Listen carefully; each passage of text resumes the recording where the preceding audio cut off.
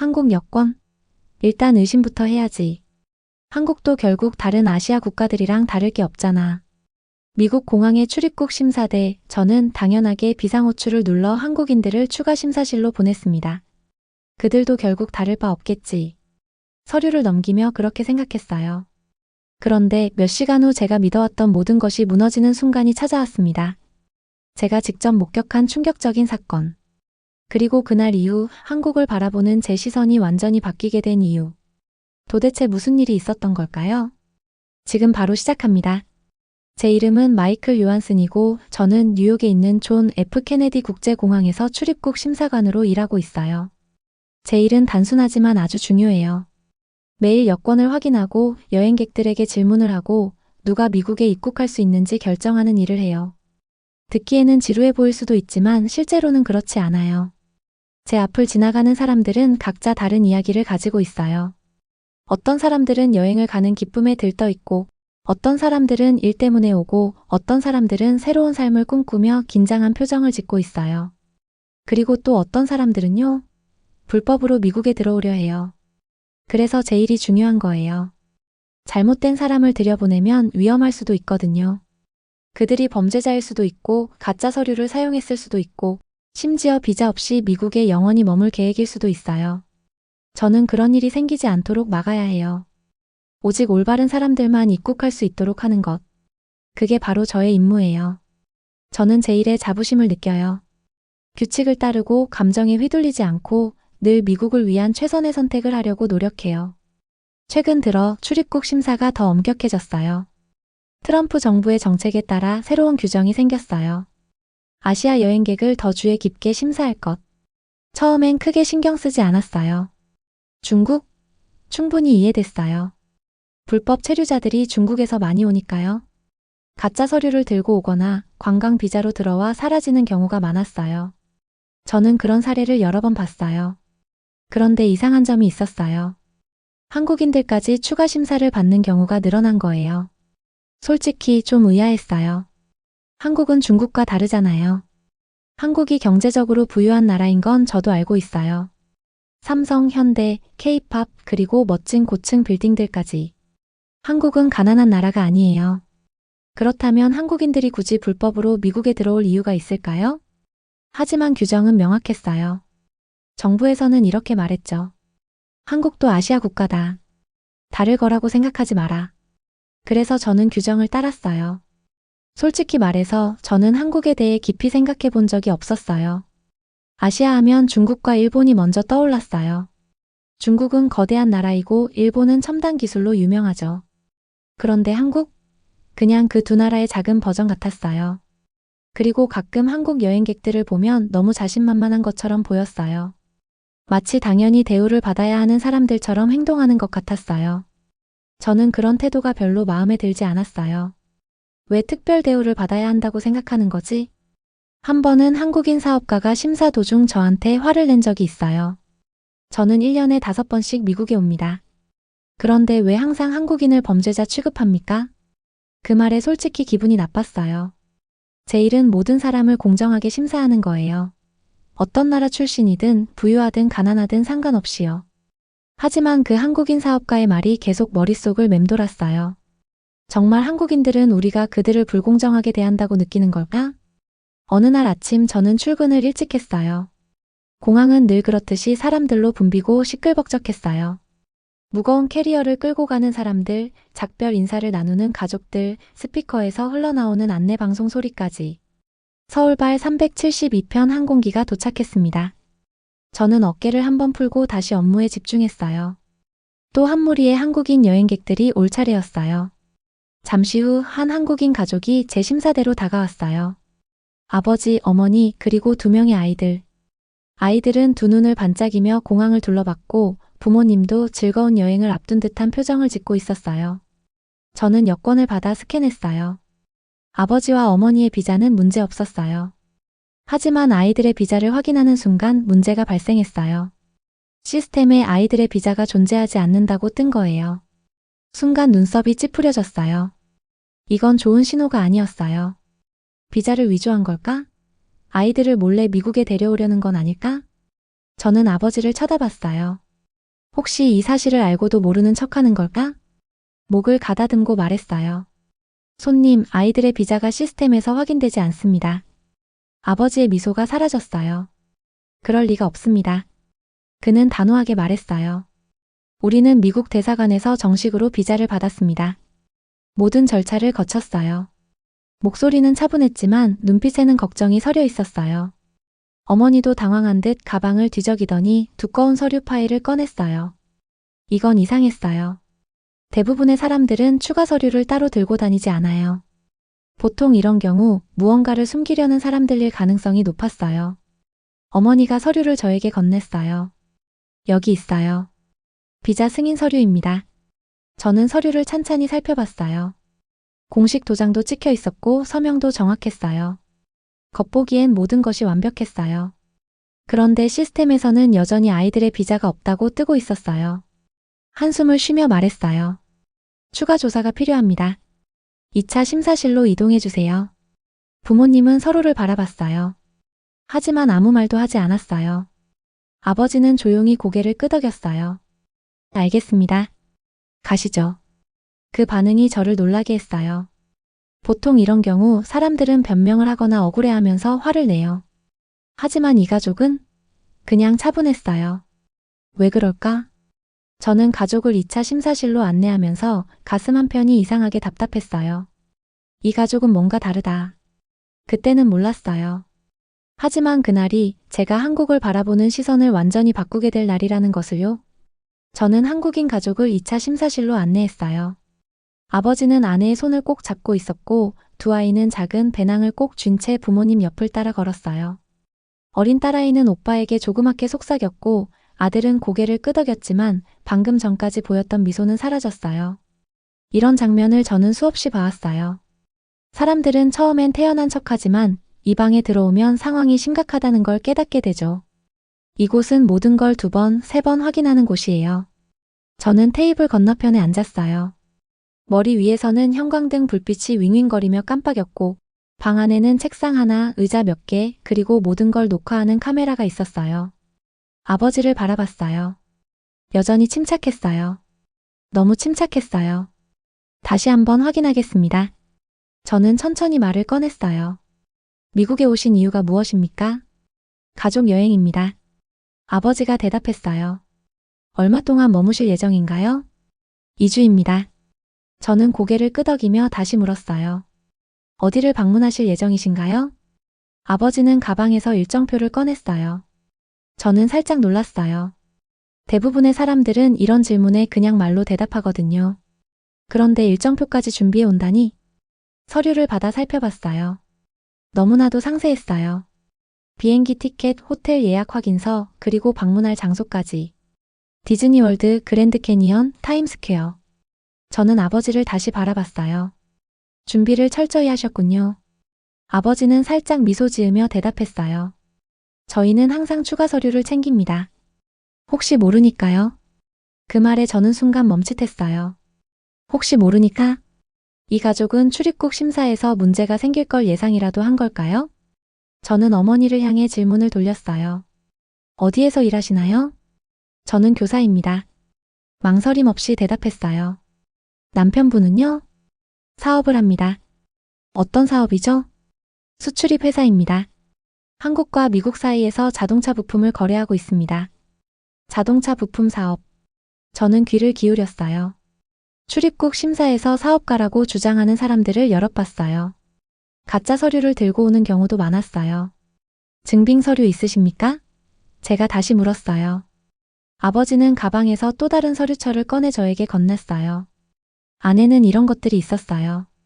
사업자 등록증, 세금 신고 내역, 한국과 미국 기업 간 거래 내역이 담긴 은행 거래 명세서. 모든 게 완벽했어요.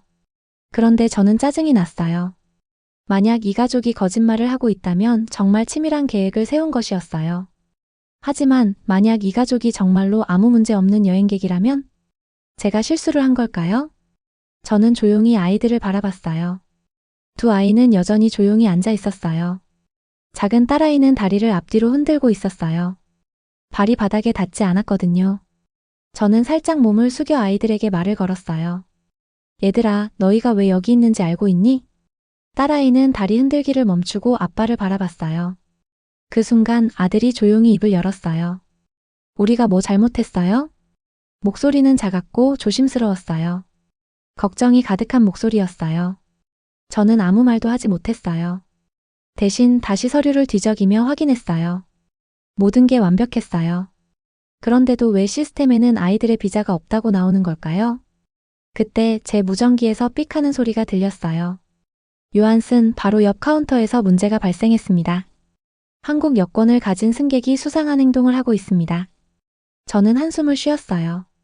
또 한국인인가? 가족을 바라보며 말했어요. 잠시만 여기서 기다려주세요. 그리고 방을 나섰어요.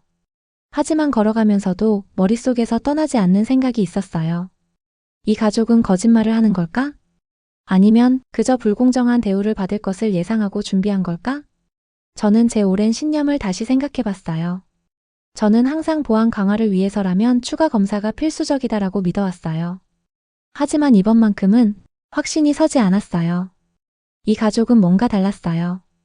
그리고 저는 곧 그 이유를 알게 될 거예요.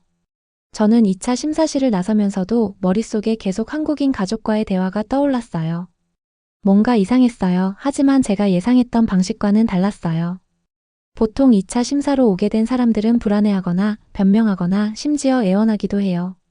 하지만 이 가족은 너무 침착했어요. 죄가 없는 사람들이 왜 이런 상황을 예상하고 준비하는 걸까요? 저는 곰곰이 생각할 틈도 없이 동료인 제이크가 손짓하며 저를 불렀어요. 이거 봐야 할 것 같아. 옆 카운터에 가보니 젊은 아시아 여성이 서 있었어요. 손에 한국 여권을 꼭 쥔 채 불안한 표정을 짓고 있었어요. 옷차림은 단순했고 머리는 느슨한 포니테일로 묶여 있었어요. 저는 여권을 확인했어요. 겉으로 보기에는 완벽했어요. 이름 김하나. 출생지 서울, 대한민국. 저는 고개를 들어 그녀를 바라봤어요. 한국에서 오셨습니까? 그녀는 빠르게 고개를 끄덕였어요. 네. 하지만 뭔가 이상했어요. 그녀의 여권에는 서울에서 태어나고 자랐다고 나와 있었어요. 그렇다면 당연히 한국어가 유창해야 했어요. 저는 시험해보기로 했어요. 살짝 미소를 지으며 한국어로 인사했어요. 안녕하세요. 어디에서 왔어요? 그녀의 눈이 커졌어요. 단 1초 망설이는 모습이 보였어요. 그리고는 어색한 미소를 지으며 대답했어요. 예, 저는 한국입니다. 순간 속이 싸늘해졌어요. 이건 한국인이 할 만한 대답이 아니었어요. 전혀 아니었어요. 저는 눈썹을 찌푸리고 물었어요. 서울 어디에서 오셨죠? 그녀는 입을 열었다가 다시 닫았어요. 그 중간쯤? 옆에 있던 제이크와 저는 눈을 마주쳤어요. 이 여자는 거짓말을 하고 있었어요. 저는 다시 물었어요. 한국 이름이 뭐죠? 그녀는 다시 멈칫했어요. 하나. 그런데 목소리가 살짝 올라갔어요. 마치 저한테 맞나요? 라고 묻는 것처럼요. 이제 확신이 들었어요. 한쪽으로 비켜서세요. 저는 단호하게 말했어요. 추가 조사를 위해 데려가겠습니다. 그녀의 얼굴이 하얗게 질렸어요. 그리고 그녀는 말도 안 되는 행동을 했어요. 도망쳤어요. 멈춰요. 저는 소리쳤어요. 그녀는 여행객들을 밀치며 터미널 쪽으로 도망쳤어요. 제이크와 저는 즉시 뒤쫓았어요. 보안팀 호출해. 저는 무전기에 대고 소리쳤어요. 공항이 술렁이기 시작했어요. 캐리어가 이리저리 넘어지고 기다리던 승객들이 깜짝 놀라 길을 피했어요. 그녀는 빠르게 달렸지만 우리는 더 빨랐어요. 2명의 보안 요원이 출구를 막았고 그녀는 급히 멈춰섰어요. 뒤돌아 도망치려 했지만 제이크가 순식간에 그녀의 팔을 붙잡았어요. 좋은 시도였어. 제이크가 헐떡이며 말했어요. 그녀는 바닥에 무릎을 꿇었어요. 숨을 헐떡이며 손에 쥐고 있던 가짜 한국 여권을 떨어뜨렸어요. 그리고 1분 후 진실이 밝혀졌어요. 이 여성은 한국인이 아니었어요. 그녀는 중국인이었어요. 그리고 그녀의 여권은 가짜였어요. 저는 그녀를 쳐다보며 말했어요. 왜 한국인인 척했습니까? 그녀는 아무 말도 하지 않았어요. 제이크가 서류를 건네며 말했어요. 이 여자가 처음이 아닙니다. 저는 눈을 찌푸렸어요. 무슨 말이야? 제이크는 한숨을 쉬었어요. 요즘 이런 일이 계속 늘어나고 있어요. 중국인 여행객들이 가짜 한국 여권을 이용하는 거죠. 저는 믿기 힘들다는 듯 바라봤어요. 왜? 제이크가 말했어요. 사람들이 한국인을 신뢰하니까요. 한국인들은 규칙을 잘 따르고 비자 기한을 어기는 경우가 거의 없고 국제적으로 좋은 평판을 가지고 있어요. 그리고 그는 덧붙였어요. 그래서 일부 중국인들이 한국인인 척하면 심사를 더 쉽게 통과할 수 있다고 생각하는 거죠. 저는 손에 들고 있던 가짜 여권을 내려다봤어요. 저는 오랫동안 한국을 다른 아시아 국가들과 같다고 생각했어요. 하지만 지금, 이제 한국은 다르게 보였어요. 다른 나라 사람들이 한국인처럼 보이려고 한다는 것. 그것은 한국인들이 신뢰받고 존중받고 환영받는 존재라는 뜻이었어요. 저는 천천히 2차 심사실로 돌아갔어요. 머릿속이 뒤죽박죽이었어요. 문을 열자 한국인 가족은 여전히 조용히 기다리고 있었어요. 아버지가 고개를 들어 저를 바라봤어요. 그 표정을 보고 저는 부끄러웠어요. 저는 이 가족을 의심했고 범죄자 취급을 했어요. 하지만 그들은 끝까지 침착했고 존중을 잃지 않았으며 완벽하게 준비되어 있었어요. 반면 방금 제가 쫓아간 여성은 거짓말을 하면서까지 미국에 들어오려 했어요. 그리고 이 가족은? 그들은 모든 걸 올바르게 했어요. 저는 조용히 의자에 앉았어요. 그리고 깊은 숨을 들이마셨어요. 오늘 저는 정말 많은 걸 깨닫게 되었어요. 저는 2차 심사실에 앉아 한국인 가족을 바라보고 있었어요. 아버지는 여전히 침착했고 어머니는 아이들의 손을 꼭 잡고 있었어요. 조금 전까지만 해도 신나 보였던 아이들은 이제 걱정스러운 얼굴을 하고 있었어요. 그리고 저는 방금 전 한국인 행세를 하던 중국 여성을 쫓아 체포했어요. 아직도 충격이 가시지 않았어요. 사람들이 한국 여권을 위조하려는 이유가 한국이 신뢰받는 나라이기 때문이라는 사실이 믿기지 않았어요. 그렇다면 한국인들은 애초에 문제가 아니었던 것 아닐까요? 어쩌면 한 번도 문제였던 적이 없었을지도 몰라요. 저는 입을 열어 가족에게 무언가 말하려 했어요. 하지만 바로 그 순간 모든 것이 바뀌었어요. 갑자기 대기실에서 쿵 하는 둔탁한 소리가 들렸어요. 그리고 곧이어 누군가 다급하게 외쳤어요. 도와주세요. 누가 좀 도와줘요. 저는 자리에서 벌떡 일어났어요. 한국인 가족도 소리가 난 쪽으로 고개를 돌렸어요. 저는 급히 밖으로 나가 상황을 확인했어요. 바닥에는 한 남성이 쓰러져 있었어요. 50대쯤 되어 보이는 미국인 사업가였어요. 깔끔한 정장을 입고 있었지만 얼굴이 창백했고 땀이 흘러내리고 있었어요. 심장마비인가? 주변 사람들은 그저 멍하니 서 있기만 했어요. 911에 신고하세요. 누군가 외쳤어요. 하지만 구급차가 올 때까지 기다릴 시간이 없었어요. 남성의 가슴이 전혀 움직이지 않았어요. 그는 숨을 쉬지 않고 있었어요. 제가 어떻게 해야 할지 고민하는 순간 한 남성이 인파를 헤치고 앞으로 나왔어요. 제가 의사입니다. 의사라고요? 그는 바닥에 무릎을 꿇고 한치의 망설임도 없이 쓰러진 남성의 가슴 위에 두 손을 올렸어요. 그리고 즉시 심폐소생술을 시작했어요. 하나, 둘, 셋. 그는 빠르고 강하게 가슴을 압박했어요. 표정에는 망설임도 두려움도 없었어요. 누가 자동심장 충격기 좀 가져와 주세요. 그가 단호하게 외쳤어요. 보안 요원이 황급히 AED를 가지러 뛰어갔어요. 그런데도 한국인 의사는 멈추지 않았어요. 그는 당황하지 않았고 주저하지 않았어요. 그저 자신이 해야 할 일을 했어요. 숨이 멎은 듯했던 시간이 영원처럼 느껴졌어요. 그러다가 갑자기 쓰러진 남성이 깊은 숨을 들이마셨어요. 주변에서 안도의 한숨과 환호성이 터졌어요. 한국인 의사는 땀을 닦으며 환자의 맥박을 확인했어요. 이제 괜찮으실 겁니다. 그는 조용히 말했어요. 바로 그때 구급대원들이 도착했어요. 그들은 남성을 들것에 눕히고 상태를 확인했어요. 그중 한 구급대원이 한국인 의사에게 다가와 말했어요. 당신이 이 사람의 목숨을 구했습니다. 하지만 의사는 그저 조용히 고개를 끄덕였어요. 당연히 해야 할 일이었을 뿐입니다. 그리고 사람들의 박수도 감사의 인사도 기다리지 않고 그는 일어나 넥타이를 고쳐 매고 조용히 원래 자리로 돌아갔어요. 마치 아무 일도 없었던 것처럼. 저는 멍하니 그의 뒷모습을 바라봤어요. 그리고 머릿속이 복잡해졌어요. 저는 오랫동안 한국인을 의심하며 심사를 해왔어요. 그들을 불법 체류자가 될 수도 있는 사람들로 봤어요. 그들을 입국을 막아야 하는 대상으로 생각했어요. 그런데 지금 이 순간, 어느 누구도 움직이지 못했던 그 순간, 어느 누구도 나서지 않았던 그 순간, 그때 한 사람만이 주저없이 움직였어요. 한국인이었어요. 저는 다시 2차 심사실을 바라봤어요. 그곳에는 여전히 조용히 기다리고 있는 한국인 가족이 있었어요. 이제야 깨달았어요. 저는 이 가족을 문제라고 생각했어요. 하지만 오늘 저는 중요한 사실을 배웠어요. 한국인은 문제가 아니었어요. 그들은 해결책의 일부였어요. 이제는 저도 바뀌어야 할 때였어요. 저는 다시 2차 심사실로 돌아왔어요. 머릿속이 아직도 정리가 되지 않았어요.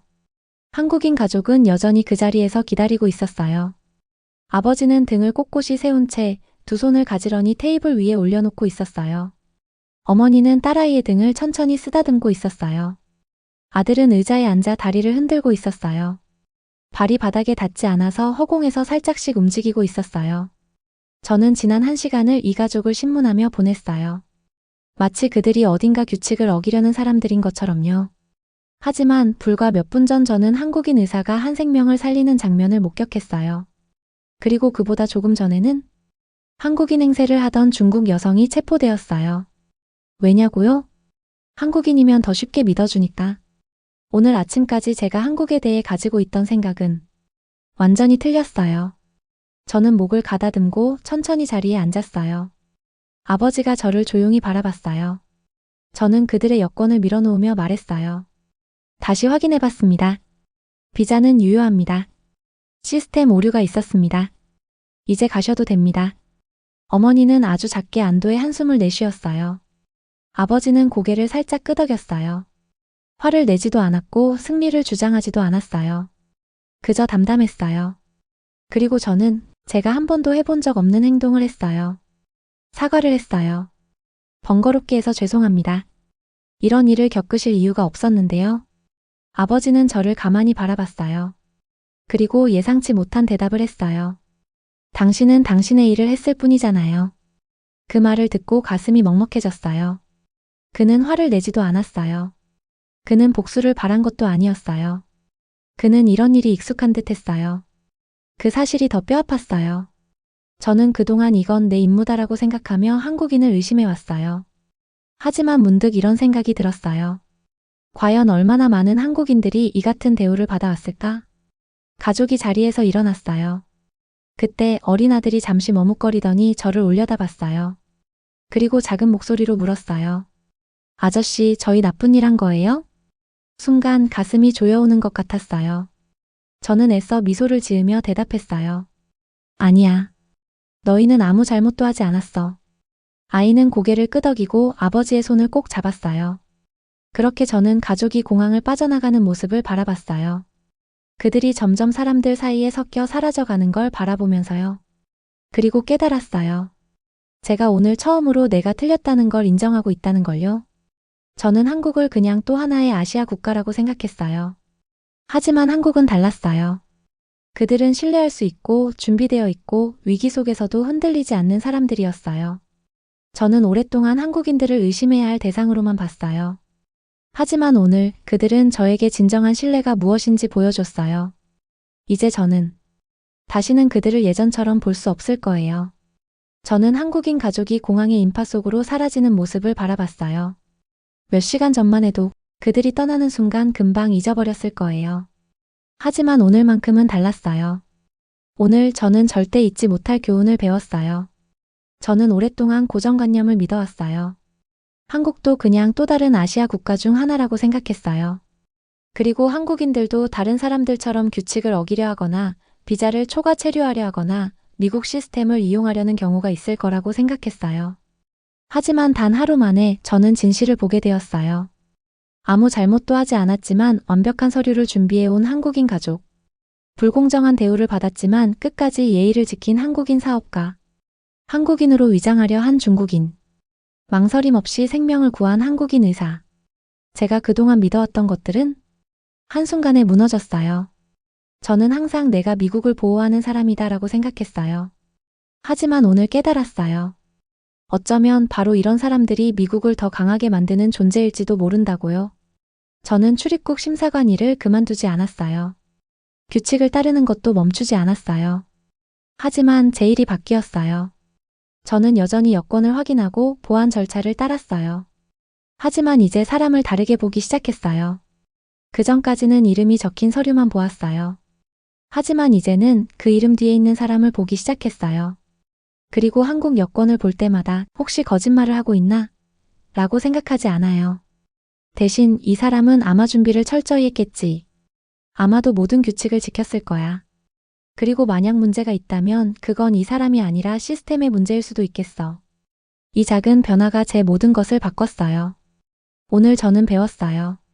한국은 단순히 또 하나의 나라가 아니라는 것을요. 한국은 세계가 존경해야 할 국민을 가진 나라라는 것을요. 그리고 이제 저 역시 한국을 존경하게 되었어요. 만약 당신이 저와 같은 상황에 처했다면 어떻게 하시겠어요? 미국이 한국인을 이렇게 대하는 것이 옳다고 생각하시나요? 미국 공항에서 부당한 대우를 받은 적이 있나요? 당신의 경험을 댓글로 남겨주세요. 앞으로도 여러분과 함께할 더 많은 이야기들이 준비되어 있습니다. 좋아요와 구독은 영상 제작에 정말 큰 힘이 됩니다. 오늘도 함께해 주셔서 감사합니다.